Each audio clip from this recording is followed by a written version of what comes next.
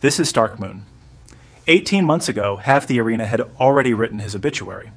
One rival landed a single brutal move, and Starkmoon didn't just lose a match. He fell clean off the leaderboard, from 3rd place all the way down to 7th, almost overnight. So he did the only thing left to do. He disappeared into the workshop and stopped taking calls. So what does a guy build when the entire arena has already moved on without him?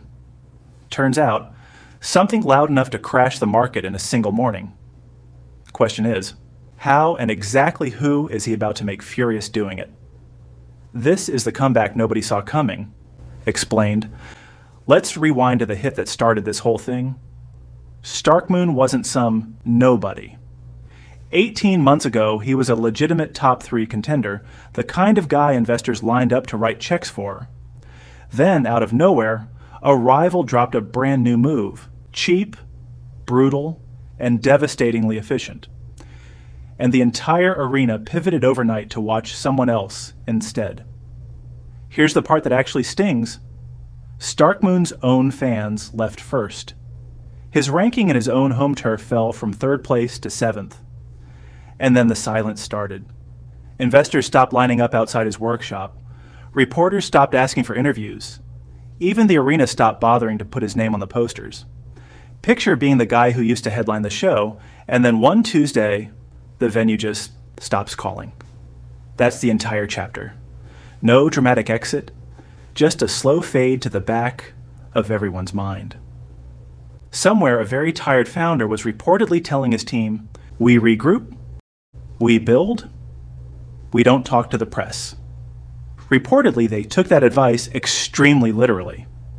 Nobody heard from this guy for the better part of a year. So what actually kept Starkmoon alive long enough to pull this off?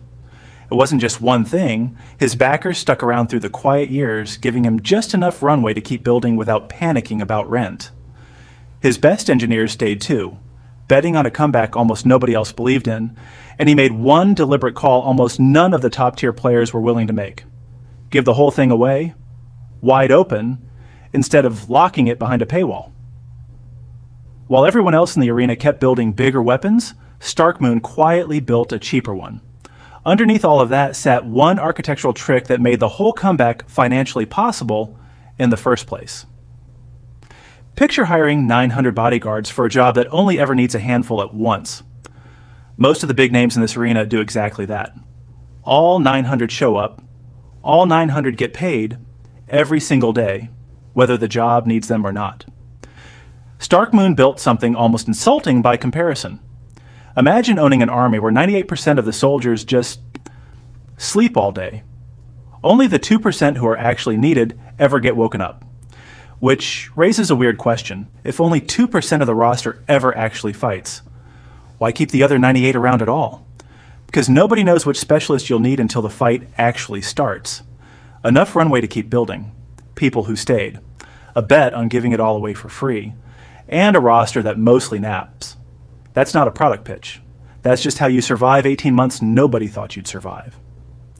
Now here's where it gets personal, because Starkmoon's comeback weapon didn't just show up strong, it showed up wearing something suspiciously familiar. Imagine spending billions inventing Iron Man's suit, then months later another guy walks into the arena, not wearing your suit. But somehow, it flies the same. Is that talent? Or is that plagiarism?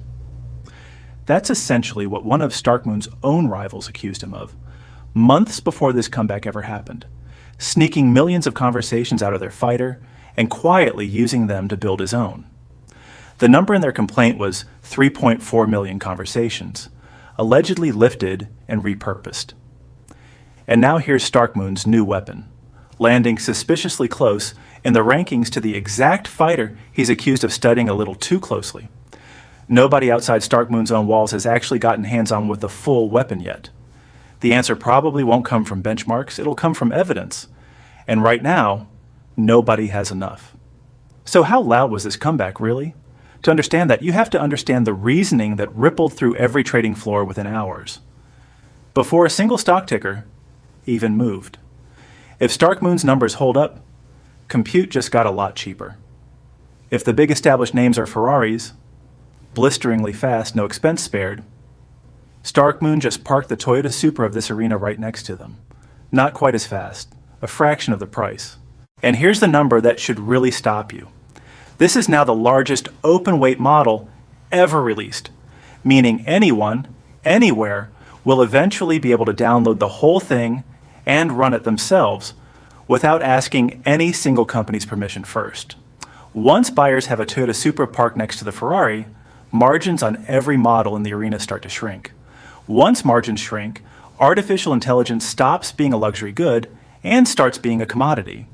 And the moment that happens, whoever's been charging a premium loses their leverage. Every company that had spent billions winning yesterday's race suddenly had to ask whether they'd been racing the wrong game entirely. That's the whole domino, in theory, before anyone's even downloaded the thing. Now here's what it actually looked like once it hit. One announcement: Nvidia drops. TSMC drops on the very same day it reports record earnings. SoftBank drops 9%. Apple, almost by accident, becomes the most valuable company in the world again. And nobody outside Starkmoon's own team had even downloaded the model yet.